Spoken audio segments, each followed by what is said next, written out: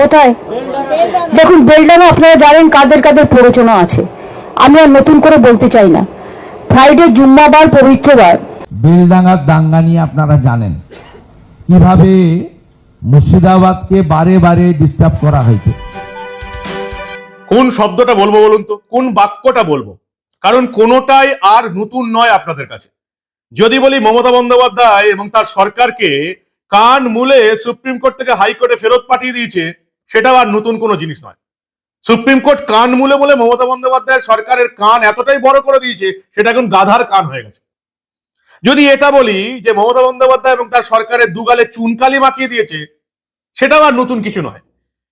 চুনকালি মাখাতে মাখাতে মুখ একদম কালো হয়ে গেছে, তবু তাদের কোনো চৈতন্য নেই। যদি বলি আইনের থাপ্পড় খেয়েছে এবং সুপ্রিম কোর্ট থেকে হাইকোর্টে ভাগিয়ে দিয়েছে, কি দিল্লি থেকে কলকাতা ভাগিয়ে দিয়েছে, সেটাও পুরনো হয়ে গেছে। এত থাপ্পড় খেয়েছে মমতা বন্দ্যোপাধ্যায় সরকার যে দুগাল লাল হয়ে গেছে, আর থাপ্পড় খাবারও জায়গা নেই। না বলতে পারছি চুনকালি, না বলতে পারছি আইনের থাপ্পড়, না বলতে পারছি কানমোলা। কি বলবো সেটা আপনারা এবার ঠিক করে দিন। আমার কাছে আর নতুন ভাষা নেই। কি হলো যে জন্য এতগুলো কথা বললাম? সুপ্রিম কোর্ট আজকে আবার ঘাড় ধাক্কা দিয়ে মমতা বন্দ্যোপাধ্যায় সরকারকে সুপ্রিম কোর্ট থেকে কলকাতা হাইকোর্টে ফেরত পাঠিয়ে দিয়েছে। মমতা বন্দ্যোপাধ্যায় সরকার মুর্শিদাবাদের বেলডাঙ্গাতে এই যে 3 দিন ধরে আগুন জ্বললো, সেই জেহাদি বাহিনী লুঙ্গি বাহিনীকে বাঁচাতে চলে গেছিল সুপ্রিম কোর্টে। হাইকোর্ট রায় দিয়েছিল যে দেশের স্বরাষ্ট্র মন্ত্রক যদি মনে করে, তাহলে এই যে বেলডাঙ্গা কাণ্ড 2-3 দিন ধরে আগুন জ্বলে গেল, জাতীয় সড়ক অবরোধ হয়ে গেল, রেল অবরোধ হয়ে গেল, কি কারণ ছিল? সামান্য একটা কারণ ছিল। মমতা বন্দ্যোপাধ্যায়ের বন্ধু রাজ্য, মমতা বন্দ্যোপাধ্যায়ের বন্ধু হেমন্ত সোরেনের রাজ্য ঝাড়খণ্ডে একজন পরিযায়ী শ্রমিক, মুর্শিদাবাদের পরিযায়ী শ্রমিককে নাকি মেরে দেওয়া হয়েছে বাঙালি বলে। পরবর্তীকালে জানা গেল আদৌ মেরে দেওয়া হয়নি, সেটা ছিল আত্মহত্যার ঘটনা। এবং সেটাকে কেন্দ্র করে 2 দিন ধরে মুর্শিদাবাদের বেলডাঙ্গা জ্বললো, জাতীয় সড়ক অবরোধ হয়ে রইল। রীতিমতো দাপট, একটা ধর্মের মানুষের দাপট। যদিও যদি শুধুমাত্র মুসলিম ধর্ম বলি ভুল বলা হবে, তৃণমূলী মুসলিমদের দাপট। কারণ তৃণমূল এদিকে দুষ্কৃতি বানিয়েছে, এদিকে এই দাপট দেখানোর সুযোগ দিয়েছে মমতা বন্দ্যোপাধ্যায় এবং তার প্রশাসন। ঠিক টাইমে অ্যাকশন নিলে মুর্শিদাবাদে এরকম ঘটনা ঘটবে না। মমতা বন্দ্যোপাধ্যায় জানতেন কারা করেছেন, তারপরেও হাইকোর্ট রায় দিয়েছিল যে দেশের স্বরাষ্ট্র মন্ত্রক যদি চায় এখানে এনআইএ তদন্ত করতে পারে। স্বরাষ্ট্র মন্ত্রক, অমিত শাহের দপ্তর এনআইএ তদন্তের নির্দেশ দিয়েছিল, এনআইএ গিয়েছিল, পদে পদে বাধা। না সাহায্য করেছে মুর্শিদাবাদের পুলিশ, না সাহায্য করেছে মুর্শিদাবাদের এসপি। এই ঘটনার আগে থেকে এখানে এসপি ছিলেন কে? এই সানি রাজ না কেউ একজন এসপি ছিলেন, পুলিশ সুপার ছিলেন সানি রাজ। পরবর্তীকালে 31শে জানুয়ারি 2026 তাকে সরিয়ে আনা হয় ধৃতিমান সরকারকে। তাতে লাভ কি? বাংলার পুলিশ এতটাই দলদাস এবং চটিচাটা হয়ে গেছে, এই সানি রাজই হোক বা ধৃতিমান সরকারই হোক, লাভের লাভ কিচ্ছু হবে না। এদের টিকি বাঁধা নবান্নের 14 তলায়। তৃণমূলকে খুশি করে চলতেই হবে। পুলিশ তুমি কার? চেয়ারে যে বসে আছে তার। এতদিন পুলিশ ছিল সিপিএম এর, আজকে হয়েছে পুলিশ হয়েছে তৃণমূলের। শাসক পাল্টালে পুলিশ তাদের হবে, পুলিশ কখনো সাধারণ মানুষের হয় না।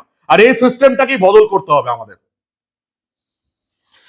এমন অবস্থা, এনআইএ তদন্ত নির্দেশ দেবার পর, এনআইএ টিম যাওয়ার পর ওখানে এনআইএ কে কোনো সাহায্য করা হয়নি। না দেওয়া হয়েছে কেসের কোনো স্টাডি মেটেরিয়ালস, না দেখা হয়েছে কেসের কোনো অন্যান্য জিনিসপত্র। বারবার হাইকোর্ট থেকে দাবি করা হচ্ছে কেস ডায়েরি দিন, না দেওয়া হয়েছে কেস ডায়েরি।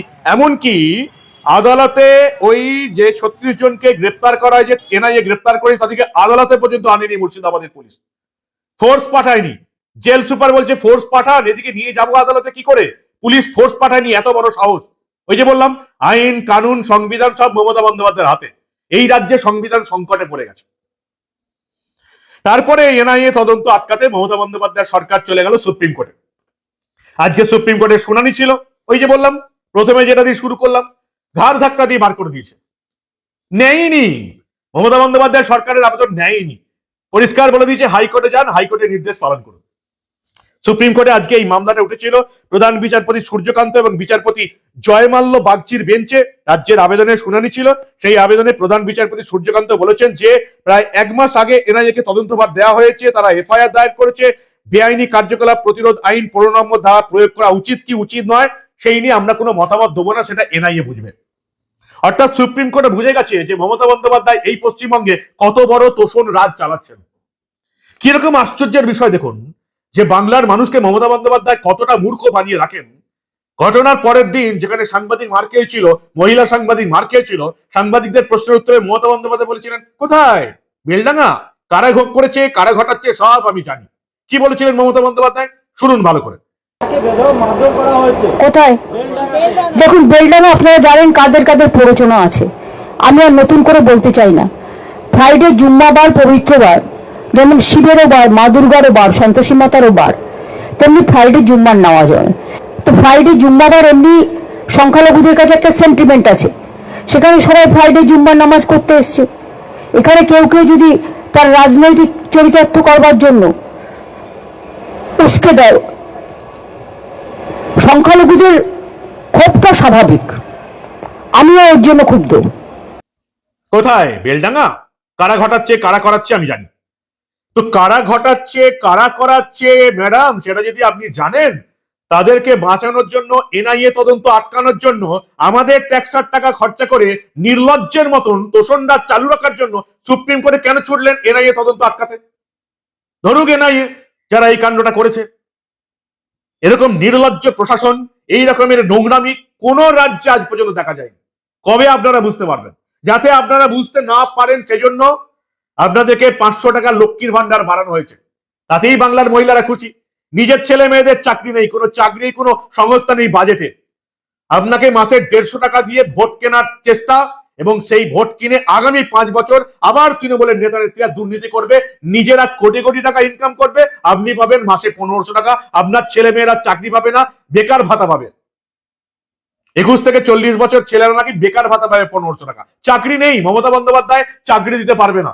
বাংলার বেকার যুবক যুবতীকে এখন ঠিক করতে হবে তারা বেকার ভাতা নেবে না চাকরি নেবে। আর যদি এই বেকার ভাতার জন্য বাংলার কর্মহীন যুবক যুবতীরা মমতা বন্দ্যোপাধ্যায় সরকারকে ভোট দেয়, তাহলে জানতে হবে এই রাজ্যে চাকরি দরকার নেই, এই রাজ্যে বেকার ভাতাটাই যথেষ্ট। ভালোই হয়েছে, সংসার চলে যাবে। যাকে বিয়ে করবেন সে 1500 টাকার লক্ষ্মীর ভান্ডার পাবে, আপনি 1500 টাকার বেকার ভাতা পাবেন। 3000 টাকায় যদি সংসার চলে যায়, কি দরকার আছে চাকরি করার? চলবে তো 3000 টাকায় সংসার। মমতা বন্দ্যোপাধ্যায় ক্ষমতায়, জনতা রাস্তায়। কারা রাস্তায় রয়েছে? আশা কর্মীরা রাস্তায় রয়েছে, আইসিডিএস কর্মীরা রাস্তায় রয়েছে, মিড ডে মিলের কর্মীরা রাস্তায় রয়েছে, তারপরে সিভিল ডিফেন্সে যারা কাজ করে তারা রাস্তায় রয়েছে, ল্যাব অ্যাসিস্ট্যান্ট রাস্তায় রয়েছে, সরকারি কর্মচারী ডিএ পাওয়ার জন্য রাস্তায় রয়েছে, ছেড়ে দিন, তবু তো সরকারি কর্মচারী মাইনে পায়। সবাই রাস্তায়, যারা যারা সরকারকে সাহায্য করে, পার্শ্ব শিক্ষক রাস্তায়। মমতা বন্দ্যোপাধ্যায় ভাবছেন সবাইকে এই 500,000 টাকার ভাতা দিয়ে কোন রকমে যদি ভোটটা ম্যানেজ করতে পারি, ব্যাস কেল্লা ফতে, আবার 5 বছর আমরা চুরি দুর্নীতি করার লাইসেন্স পেয়ে যাব, তোষণ রাজ চালানোর লাইসেন্স পেয়ে যাব। বাজেট দেখেছেন? 500 টাকার লক্ষ্মীর ভান্ডারে লাফাচ্ছেন। এই যে তোলামূল যাদেরকে ভুল বোঝাচ্ছে, বেকার ভাতা দিচ্ছে মমতা বন্দ্যোপাধ্যায়, আগে থেকেও দেয়নি। বাজেট দেখেছেন? 5,500 কোটি টাকারও বেশি শুধুমাত্র খরচা করা হবে মাদ্রাসা শিক্ষার উন্নয়নে। মাথায় কিছু আছে আপনাদের? আগের বছরে খরচা করা হয়েছিল 5 থেকে 5,500 কোটি টাকা। কোথায় গেল বলুন তো এত টাকা? এই 5,500 কোটি টাকা যেটা মমতা বন্দ্যোপাধ্যায় প্রত্যেক বছর মাদ্রাসা এবং সংখ্যালঘুদের শিক্ষার উন্নয়নে খরচা করছে, এই টাকাটা কোথায় যাচ্ছে, কারা ব্যবহার করছে? এটা রাজ্যের বিরুদ্ধে ব্যবহার হচ্ছে না তো? দেশের বিরুদ্ধে ব্যবহার হচ্ছে না তো? একবারে ভেবেছেন?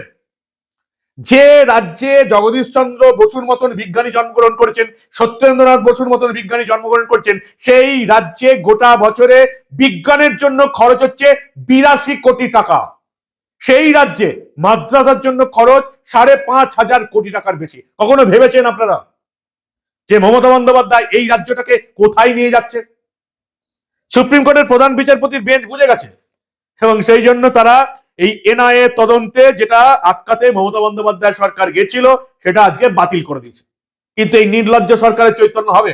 এদিকে আপনি আইনের থাপ্পড় দিন, কানমুলে দিন, মুখে চুনকালি লাগিয়ে দিন, যে ভাষাই আপনারা ব্যবহার করবেন, সেটাই এই নির্লজ্জ সরকারটার জন্য অত্যন্ত কম। এদের কিচ্ছু যায় আসে না, এদের শুধু গদি দরকার। 500 টাকার লক্ষ্মীর ভান্ডার বাড়িয়ে দিলাম যদি মেয়েদের ভোটটা পাওয়া যায়, 1000 টাকার 1,500 টাকার বেকার ভাতা দিলাম যদি কর্মহীন বেকার যুবক যুবতীদের ভোটটা পাওয়া যায়। আর যদি এই ফাঁদে পা দিয়ে এই রাজ্যের যুবক যুবতীরা মমতা বন্দ্যোপাধ্যায় সরকারকে ভোট দিয়ে আবার জিতিয়ে আনে, তো একেবারে কেল্লা ফতে। নিজের পায়ে কুড়ুল মারবেন কি মারবেন না সেটা আবার বাংলার মানুষকে ঠিক করতে হবে। আমাদের ট্যাক্সের টাকায় মমতা বন্দ্যোপাধ্যায় চলে গেল সুপ্রিম কোর্টে মামলা লড়তে, এনআইএ তদন্ত আটকাবে। কাকে বাঁচানোর চেষ্টা করছে মুর্শিদাবাদে? কোন জেহাদি বাহিনীকে বাঁচানোর চেষ্টা করলেন মমতা বন্দ্যোপাধ্যায়? কোন লুঙ্গি বাহিনীকে বাঁচানোর চেষ্টা করলেন মমতা বন্দ্যোপাধ্যায়? পুলিশের তদন্তে উঠে আসছে এখানে রাজনৈতিক ব্যক্তিত্বরা রয়েছে। তৃণমূলের মুসলিম নেতারা এই দুদিন ধরে বিক্ষোভ করে মুর্শিদাবাদ অচল করে দিলেন এসআইআর ঠেকাতে, নিজের দাপট বাড়াতে। বাংলা হিন্দু বাঙালি কবে আপনাদের চৈতন্য হবে?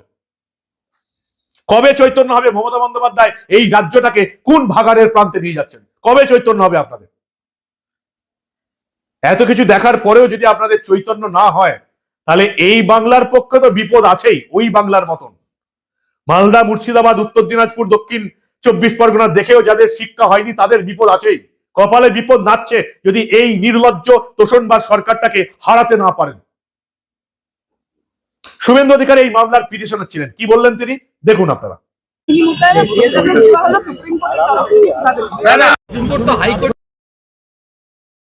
যা বলার তারা বলবেন, আমরা বলবো। এখানে হাইকোর্টে ফিরিয়ে দিয়েছে, আবার হাইকোর্টে ফিরিয়ে দিয়েছে, হাইকোর্টেই হবে, এখানে অ্যাপ্রোপ্রিয়েট লড়াই হবে। ওনাদের এসএলপি তো অ্যাকসেপ্ট করেনি, ওরা তো এনআইএ বাতিল করতে গেছে, ওটা তো হয়নি।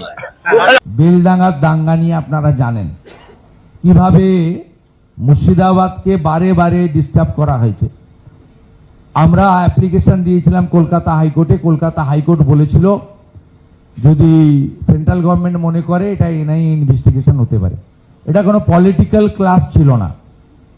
রাজমার্গকে 3 দিন ধরে আটকে, রেলমার্গকে আটকে ওখানে হয়েছে। এমনকি কি মনে হয় লজ্জা হবে? লজ্জা হবে না, কারণ এই রকমের নির্লজ্জ সরকারের লজ্জা বলে কিছু নেই। এই রকম নোংরামি সরকারের লজ্জা বলে কিছু নেই। এরা আবার নোংরামি করবে, আবার বাঁচাতে আমার আপনার ট্যাক্সের টাকায় জিহাদি লুঙ্গি বাহিনীকে বাঁচাতে মুর্শিদাবাদ কাণ্ড থেকে এনআইএ কে হটাতে চলে যাবে সুপ্রিম কোর্টে। গত 2 বছরে শুধুমাত্র কপিল সিব্বাল, অভিষেক মনু সিংভি আর এই বিখ্যাত আইনজীবীদের পেছনে আমার আপনার ট্যাক্সের কত টাকা খরচা হয়েছে আপনারা জানেন? কয়েকশো কোটি টাকা শুধু আইনজীবীদের পেছনে গলে গেছে, চোরদের বাঁচাতে, ধর্ষকদের বাঁচাতে, চিটিংবাজদের বাঁচাতে, দুর্নীতিবাজদের বাঁচাতে, আর এই জেহাদি লুঙ্গি বাহিনীকে বাঁচাতে। কবে আপনাদের চৈতন্য হবে? কি বলবেন আপনারা? আপনাদের মূল্যবান এবং গুরুত্বপূর্ণ মতামত জানান দা নিউজ বাংলার কমেন্ট সেকশনে। যদি মনে করেন এই প্রতিবেদন এই বাংলার প্রতিটি মানুষের দেখা উচিত, নিজে অন্তত দায়িত্ব নিয়ে আপনাদের বন্ধুদের সব গ্রুপে শেয়ার করুন। বাংলার মানুষকে জানান যে ঠিক এই মুহূর্তে আপনার রাজ্যে কি ঘটছে। এটা শুধু একজনের কাজ নয়, প্রত্যেকের কাজ। নিজের ভূমিকা পালন করুন এই রাজ্যকে রক্ষা করতে, এই দেশকে রক্ষা করতে। আর এত কিছু দেখার পরেও যারা মমতা তৃণমূলকে ভোট দেবে তাদের গায়ে মানুষের চামড়া আছে বলে আমি অন্তত বিশ্বাস করি না। কর্মফল আপনাদের প্রত্যেককে পেতে হবে, যারা এত কিছু দেখার পরেও এই চোর, চিটিংবাজ, দুর্নীতিবাজ, তোষণবাজের দলটাকে ভোট দেবে। কর্মফল এই জীবনেই শোধ করে যেতে হবে আপনাদের, যারা 2026-এর বিধানসভা নির্বাচনে তৃণমূলকে ভোট দেবে এত কিছু দেখার পরে। দেখতে এখন দা নিউজ বাংলা।